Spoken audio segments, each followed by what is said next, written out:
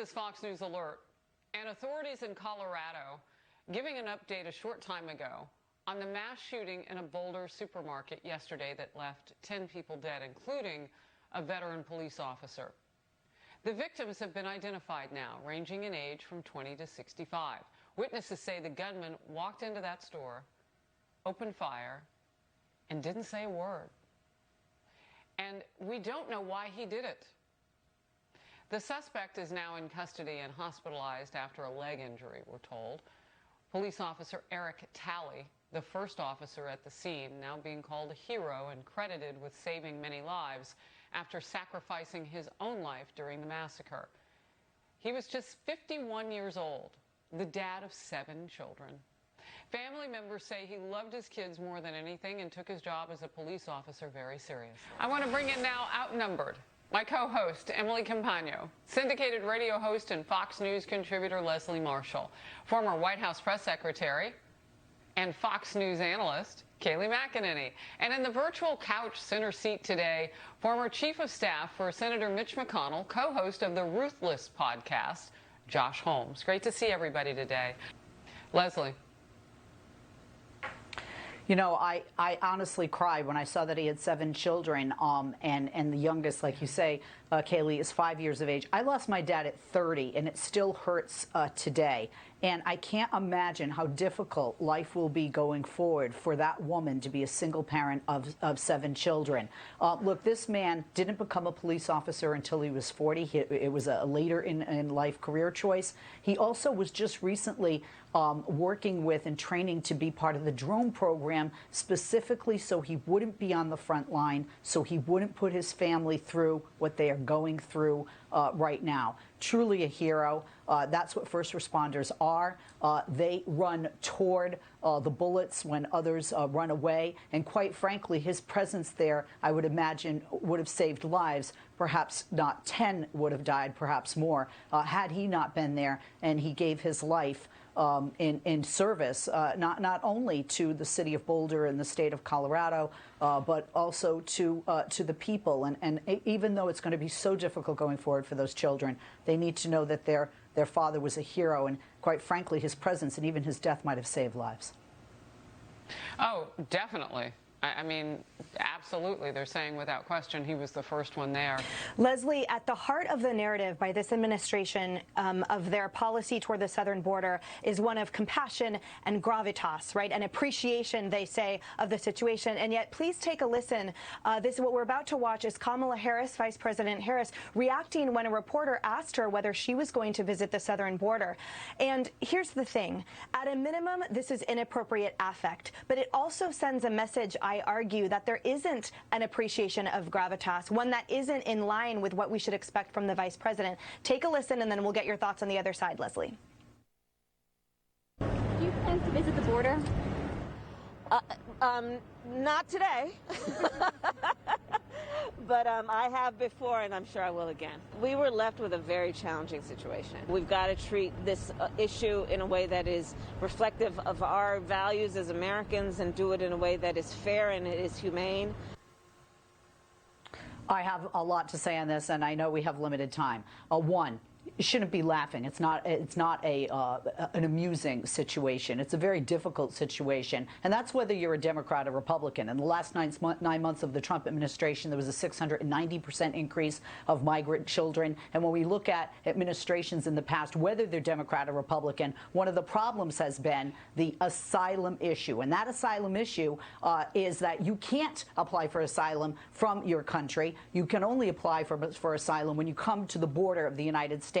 Hence, so many people coming here and always have been coming here for years now. And that's one of the things that the president is trying to address and this administration is trying to address, to allow them to apply for asylum from their home country. And I want to add a couple of things. You have heard this weekend the mayor of Mesa another border town, actually applaud the Biden administration in their efforts. So there is, and he's a Republican.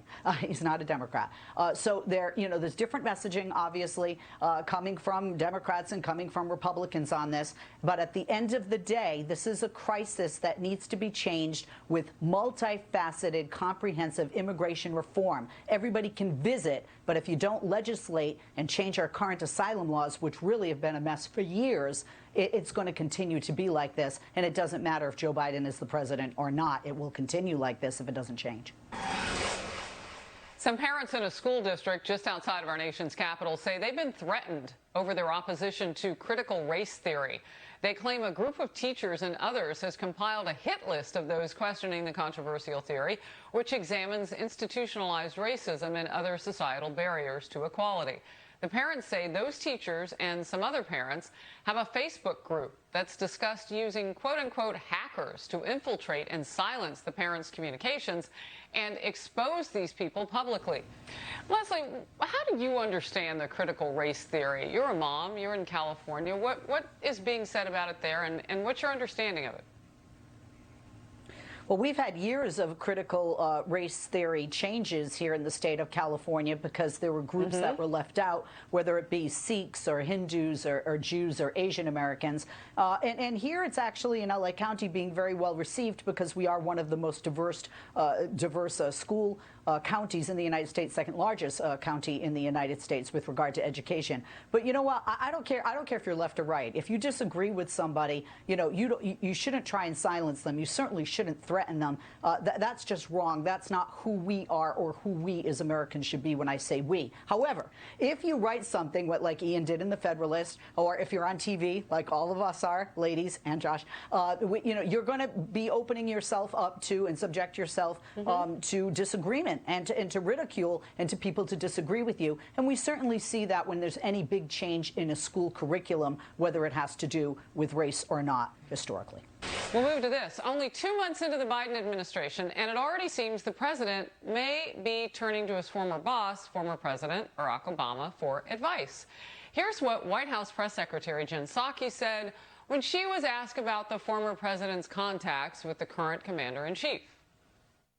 They were not just president and vice president, they are friends, and they consult and talk about a range of issues. I would expect that continues through the course of President Biden's presidency. Well, I remember not too long ago, Barack Obama, I think it was on the campaign trail for Joe Biden, was talking about how woke we all are. It may have been previous to that. And how that makes it politically difficult to move around. I'm paraphrasing former President Barack Obama, but that's what he was getting at. Leslie? There's a president by the name of George W. Bush, whose father was a former president, George H.W. Bush, and he used to ask his father for advice all the time. Look, Joe Biden not only was the vice president to Barack Obama was his boss, he's also his friend, and I would imagine Joe Biden doesn't just speak to Barack Obama because Joe Biden has been in politics for many years, and he has many individuals that he would, seek the advice of or use as a sounding board, as honestly, I think any president should. I mean, this is not a kingdom.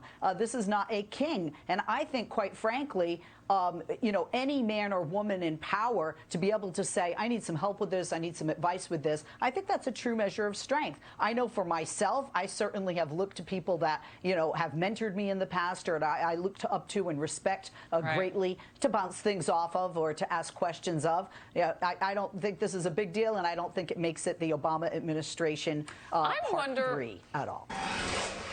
With more people getting vaccinated, Microsoft is inviting workers back to the office. But it did a survey of some 30,000 people worldwide and found out 73% want employers to keep providing flexible work-from-home options. And people are now asking, will employees currently working from home really ever get back to what they had before? By the way, Leslie, you have one of the most gorgeous shoe collections. I don't know if people know this, but because we're all virtual now, we don't get to see your kicks, girl. Wait a minute. The fact that you, girlfriend, are telling me that I have nice shoes, you know I love your shoes. I covet your shoes. Okay, I break a commandment looking at your shoes. Okay, I do. All right, about 56%. About 56% of Americans are working from home, and there are pros and cons. But companies are finding, quite frankly, that a lot of their employees, overwhelming majority in some cases, like here in LA, you know, we have a lot of freeways, and a lot of my friends are very happy not to have to commute.